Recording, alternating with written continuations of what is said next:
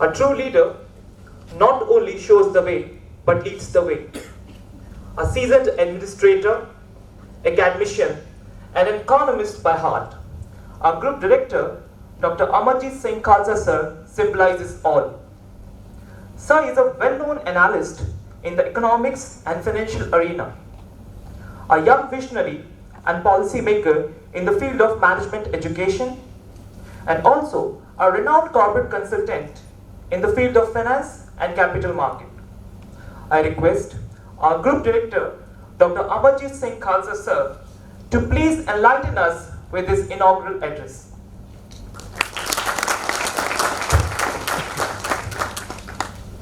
Respected Dr. Mehta, respected Mr. Anirudh Chauhan, Honorable Mr. Sadhwani, our Board of Director, Honorable Mr. Naren Kumar, Board of Director of Chaitanya Shiksha Samiti,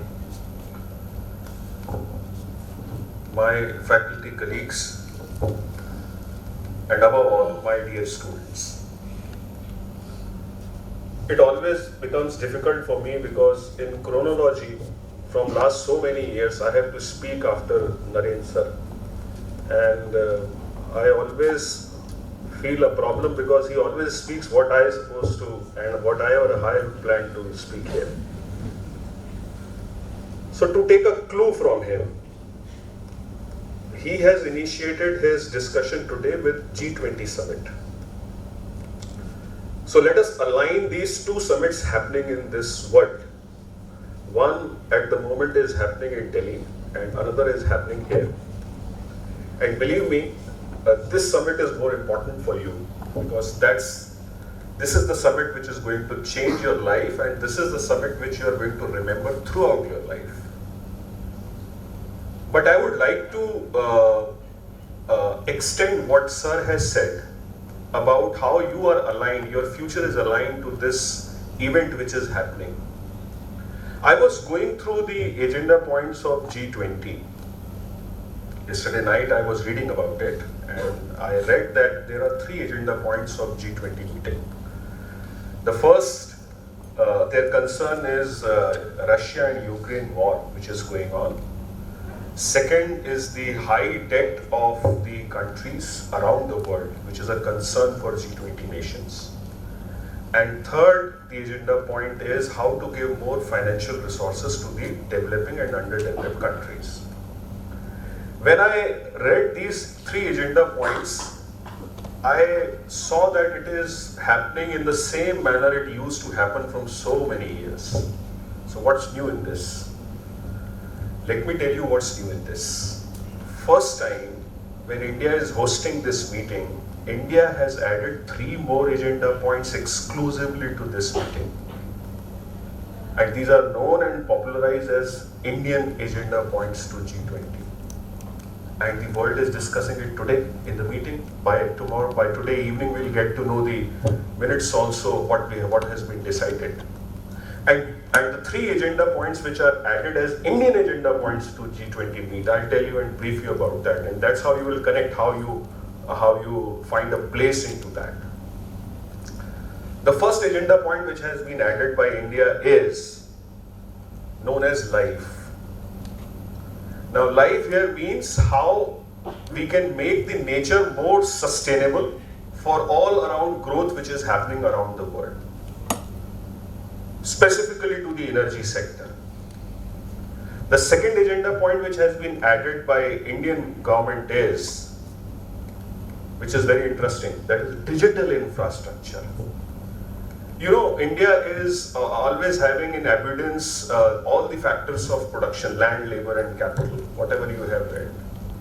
But we have changed the situation. We have changed the definition of infrastructure now. Infrastructure doesn't mean now physical infrastructure, it is the digital infrastructure. We have cut short the capital requirement which is there for physical infrastructure and converted it into a digital infrastructure which is accessible to all. That gives the sense of equality.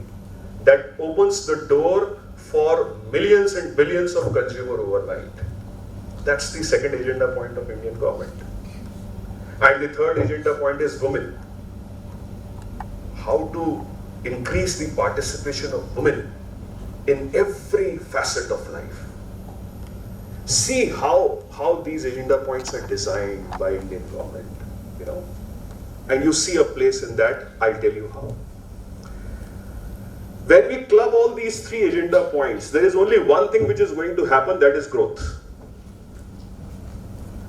And growth is clear.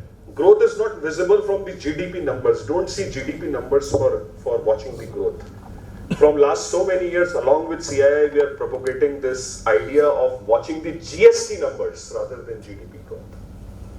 If your GST numbers are increasing, you can adjust inflation to that. Still you are growing. And the good news is, if you see the track record of GST collection of the Indian government, it has not decreased even a single month since it has been incepted, exclude the COVID period. That shows the strength of the economy. So if GST is increasing, that gives you a sign that you have an opportunity. If India is growing by 7% and you are not getting job, you are not getting business opportunities, the fault is at your end. It's not the infrastructure, it's not the business, it's not the country. You find a place into this, and rightly said. I was discussing with Dr. Anuj sir today morning, and he said that next 10 years are meant for you all, because he is an expert of fintech, and he spoke about that, and that's the part of digital infrastructure which the G20 is talking about.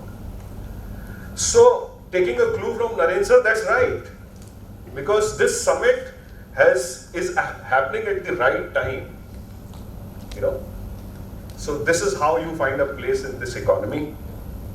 Before I end, because I have been allocated 10 minutes and I have consumed 8 minutes, remaining 2 minutes are there.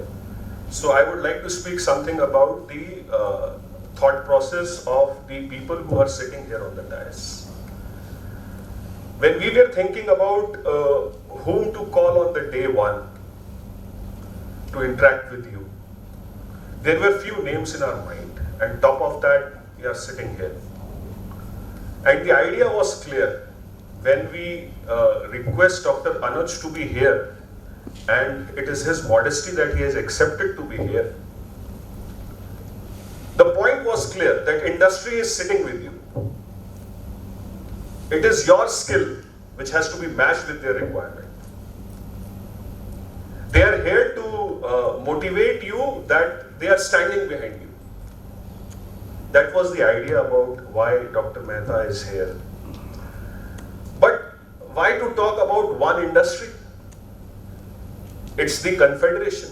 It's the industry as a whole who is standing behind and with the students who are going to make their career and take this business forward. And none other than Mr. Anirudh Chauhan, who is representing CII here. I think it is the modesty of CII to always give a handhold to the B schools, where you get the students at the first hand who are going to take the baton further. So thank you to the CII that you have always patronaged us. When I speak about Mr. Naren sir, so it's clear that I always get clues from him. So that clues makes us work and to take it forward, the journey of IPER which we have done so far. But today I would like to talk about Mr. R.K. Sadhwani also, who is the Secretary for Chaitanya Shiksha Samiti, parent body of IPER. It's all about one thing which makes everything happen. And that one thing we are trying to learn and to progress on that, and that's the people management.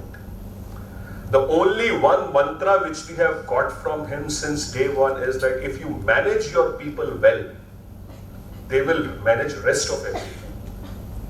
And that is what we are trying to do, and that is what we are trying to make you also learn, that people management is the key. That's how you progress in your career.